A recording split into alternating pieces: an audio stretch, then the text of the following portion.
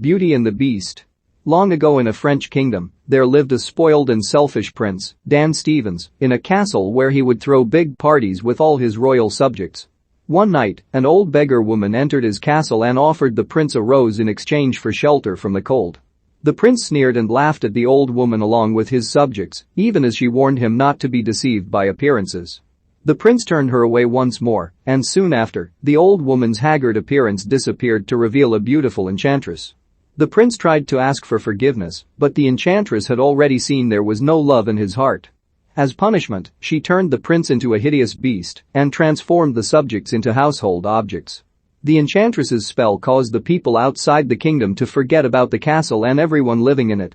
The beast was left with a magic mirror as his window to the outside world, as well as a rose. If the beast can earn the love of another before the last petal falls, the spell will be broken. Otherwise, he will be doomed to forever remain a beast. Years later in the village of Villeneuve, there lives a young woman named Belle, Emma Watson.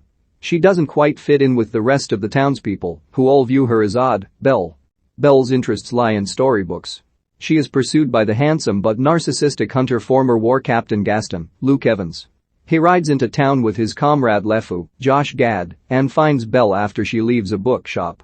Gaston attempts to woo her and invite himself to dinner with her, but she turns him down.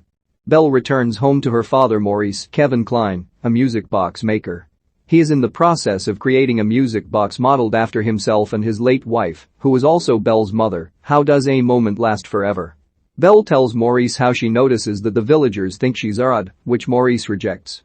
Maurice is set to head to another town to sell his music boxes, and Belle asks him to bring back a rose, like he always does. Maurice rides through the forest with his horse Felipe. He turns toward a path where snow is falling. A pack of wolves encounters Maurice, forcing him and Felipe to flee. They pass through a gate that leads him onto the forgotten grounds of the prince's castle. Maurice enters the castle and is spotted by Lumiere the Candelabra, Ewan McGregor, and Cogsworth the Clock, Ian McKellen. Maurice walks into the dining hall and sits down. He is startled when Chip, Nathan Mack, a young boy turned into a teacup, moves toward him and speaks to him. Maurice runs out of the castle and starts to ride away until he passes through the garden and spots a rose. He tries to pick one for Belle, but he is found by the beast, who calls Maurice a thief. The beast takes him prisoner. Back in the village, Belle is trying to show a little girl how to read until she is called out by a man who discourages her from teaching another girl to read. Gaston finds Belle and once again tries to court her after saying she shouldn't concern herself with any children other than hers. Belle knows what he is trying to say, and she firmly tells him that she will never marry him. After scoffing at the idea of being Gaston's wife, she expresses her desire to seek adventure and excitement away from the village. Belle replies. Moments later, Felipe returns and Belle knows that something bad must have happened to Maurice. Belle rides Felipe back to the castle. She finds Maurice in the dungeon, where warns her to turn back. Belle then meets the beast and is stunned by his appearance. The beast says Maurice is a thief and must serve for life in the dungeon. Belle offers to take his place, despite Maurice's objections. The beast agrees to the exchange, and he lets Maurice go. Belle promises him she will find a way out of there. Belle meets Lumiere and Cogsworth, despite initially being freaked out by a talking candelabra and clock. The two were originally heads of the castle before the curse transformed them.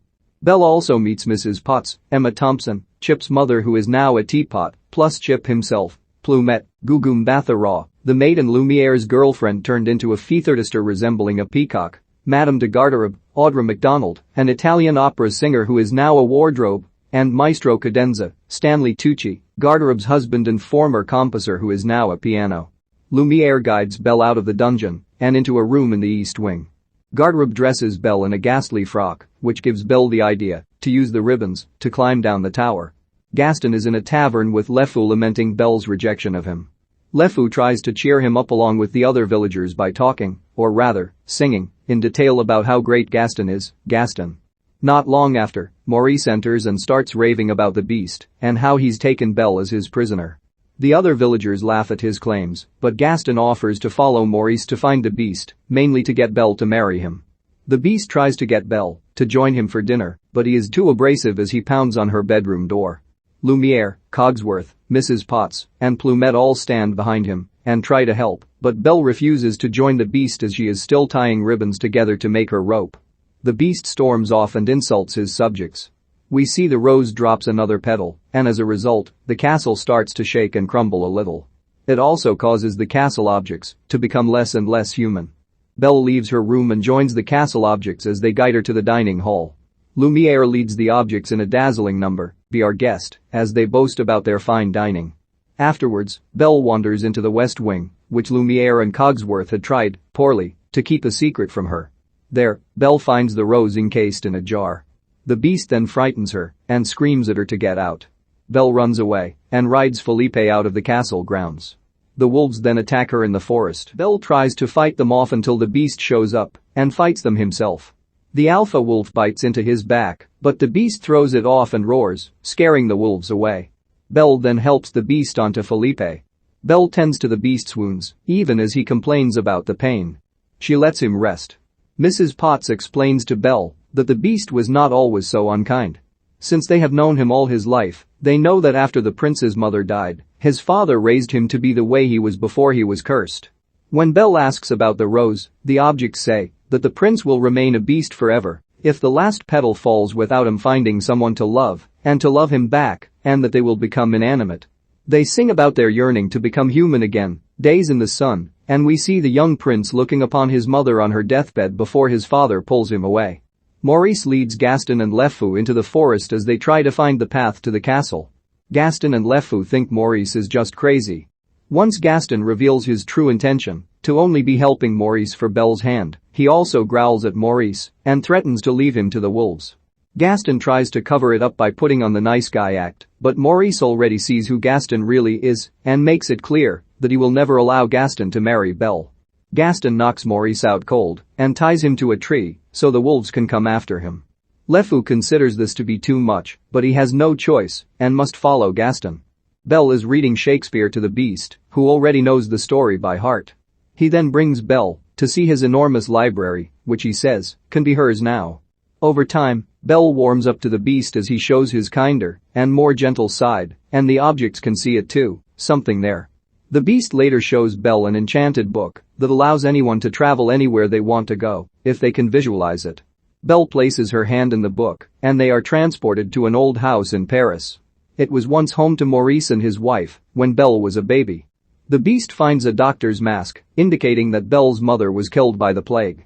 A flashback shows Maurice tending to his wife as she is dying.